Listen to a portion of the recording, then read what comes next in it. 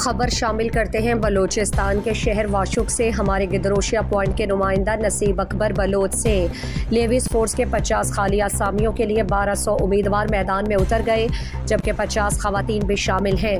वाशुक में Levi's force की 50 खाली आसामियों पर 1200 बेरोजगार तालीमी याफ्ता नौजवान टेस्ट और इंटरव्यू और दौड़ के लिए मैदान में उतर गए।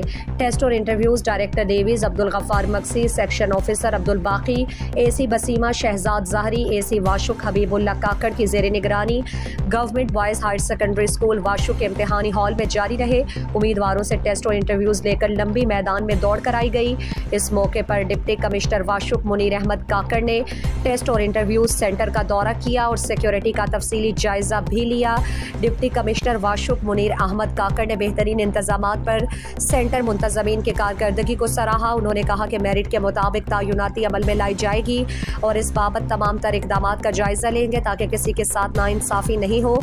इस मौके पर सुप्रिंटेंडेंट जिला दफ्तर हाजी शाह खालिद रैकी और दीगर भी मौजूद थे। दरी असना वाशुक के समाजी हलकों ने टेस्ट और इंटरव्यूज लेने वाले जिम्मेदारान से तवक्को जाहिर की है कि वो मेरिट के मुताबिक मुस्तहिक अफराद की तयनाती अमल में लाएंगे।